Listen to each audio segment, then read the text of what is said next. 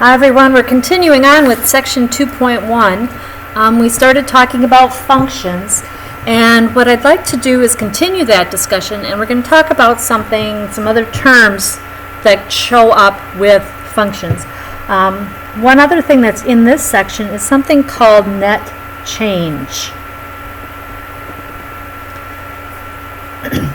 Okay, and the net change is basically when you think of something, change is what did we move to, and when we talk about net change, we're talking about what is the difference.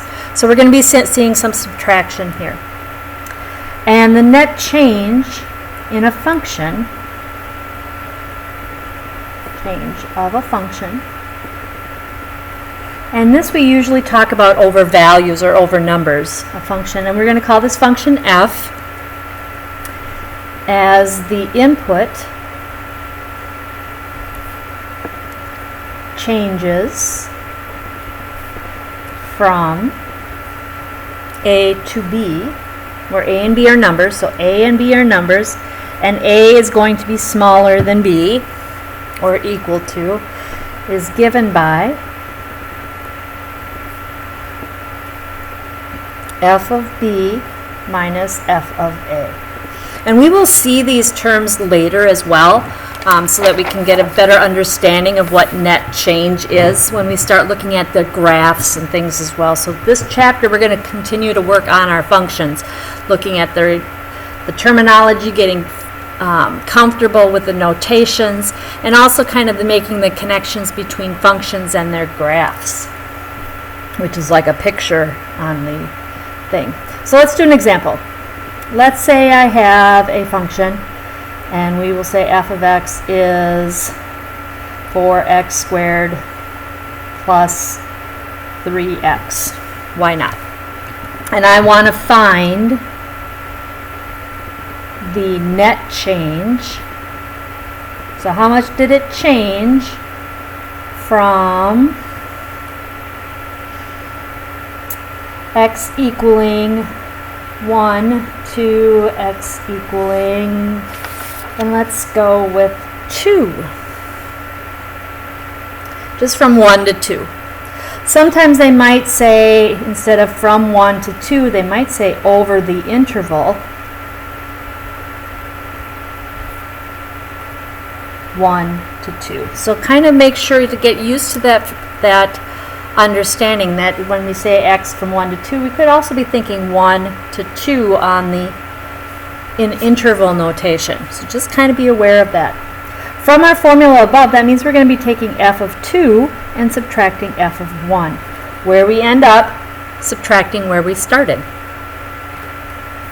So f of 2 is substituting 2 in here. So I'm going to have 4 times 2 squared plus 3 times 2. And then we're going to subtract f of 1, which is 4 times 1 squared plus 3 times 1. And I do want to subtract the whole thing, so be careful. Sometimes you might want to calculate what f of 2 is first, and then f of 1, and then subtract them. I'm going to calculate them separately and then subtract, but I wanted to write it out so that we're aware of what we're doing. Okay, now doing f of 2, we're going to take 2 squared, which is 4, times 4 is 16, so think 16, and 3 times 2 is 6, so this would give me 22. 1 squared is 1, times 4 is 4, plus 3 gives me 7, so 22 minus 7 is 15. And you can have net changes that are negative. And that would happen if we went and decreased in value. So here we went from 7 up to 22. We could have gone from 22 down to 7. And our net change would be negative. So again, net change is just subtracting where you end up from where you're starting. So kind of getting that difference. Another large topic of discussion is finding domains. So we want to find the domain. In other words, we want to find all the numbers or all the things that work. And I'm going to write that down here, and I'll put it in quotations. So what is our domain? So we're going to find the domain. So here are some functions, and we want to find what our domain is. So if this was our function, f of x, 3x plus 7. So our domain is the values that we can substitute into our equation and have something come out. A lot of times it's easier to not ask the question, what can I put in there? But it's easier to ask the question, what can't I put in there? Because we know that there are sometimes things that we can't do and get things to work. And we'll see a couple of examples of what I mean in just a minute. So in this problem, I want to ask myself the question, is there anything that I cannot substitute in here and get a value out? And the answer to that is no, because I can take any number that I want, multiply it by 3, I'll still get a value, and we're going to add 7. So that's going to mean we're going to be our domain is all real numbers. The way we write that in set builder notation, it's a set of all x's such that x is an element of the reals. And we use this funny looking double barred R to represent our reals. If we are talking about the interval notation, we are talking about the entire real line. So we can be any value that we want to. So this would be our interval notation.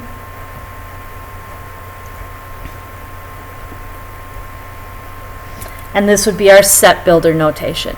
And we do want to start stepping up our game a little bit and writing things a little bit more mathematically than just writing all real numbers. We want to start writing things more mathematically so that we can communicate in the same language, so to speak. All right, let's look at another one. And let's put a square root in here. Sometimes we have nice functions and sometimes we don't. Okay, so here we have a square root. And again, it's sometimes easier to ask ourselves, what can't we put in there, or what do we have to be careful about? Now we know that in the real world, so again we're going to be in our real world here, if we're talking about imaginary values, then our domains are different. But here for now, we're going to be sticking with the real world. So for what values can I put in there so that I get real values coming out, so that I could then possibly draw this? And the thing we have to make sure is we have to make sure that we don't take the square root of negative values, because the square roots of negative values will allow us to get imaginary values. And we don't want imaginary, we want real values coming out. So this 2x plus 5 has to be positive, or greater than or equal to 0, so positive. Otherwise we get imaginary values. And now I'm going to have to solve this. So we're going to subtract 5. Hence the reason we did a little bit of review on how to solve inequalities. Then I'm going to divide by 2. And so I want my x's to be greater than or equal to that 5 halves. So in set builder notation, we want the set of x's such that x is greater than or equal to a negative 5 halves. In interval notation, greater than, so that's our smallest value, so negative 5 halves. And again, square bracket because we are including it, and we want to be bigger than it, so all the way up to infinity, and we always use a round bracket on that infinity. Okay, let's do one more. Let's see, let's make this one kind of difficult. Let's call it h. And let's put a square root on the top. And let's put an ugly mess on the bottom. And we want to find the domain again. Find the domain.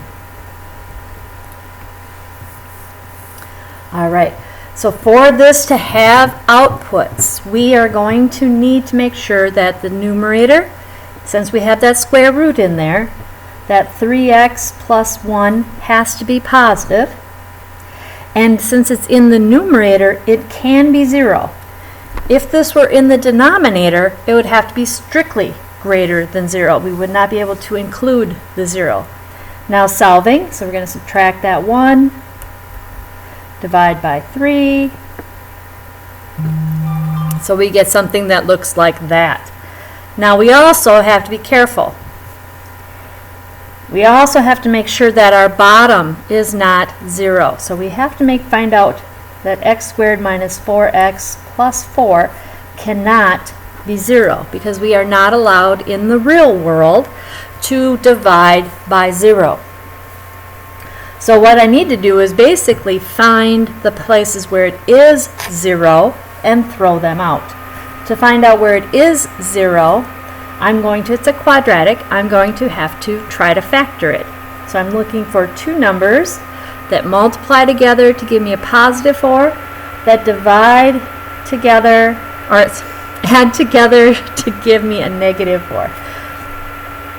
My mouth is not working this morning. But I get that x minus 2 times x minus 2. Setting those equal to 0 since it is the same,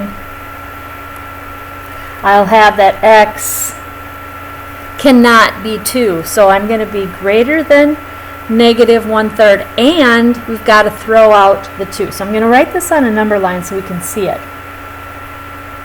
So here's my negative 1/3. Here's my 2. We're going to have to throw this guy out and be bigger. So we've got a solid dot here. We come up, we throw him out, and we continue.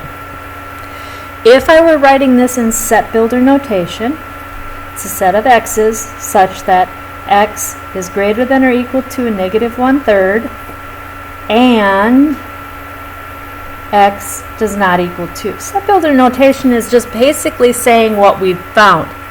Interval notation does require a little bit more information, and that's kind of why I drew the picture. Because interval notation, we're going to go from a negative 1/3 up to 2, throw it out, so round bracket. But then we also have to start with that value, not include it, and continue to infinity. And now the symbol to add these two together is that union symbol, or that U. So it's that interval and this interval. So that's our domain. Finding ranges is a lot more difficult, and we will talk about that in future discussions, in future sections. I am going to stop this video here because finding domains does take a little bit of practice. So I want you to kind of go back and look at the examples I did, maybe make one up for yourself, and see how that goes. I do have one more piece of information in this section, and I do want to spend a little bit of time with that because it does seem to cause students issues.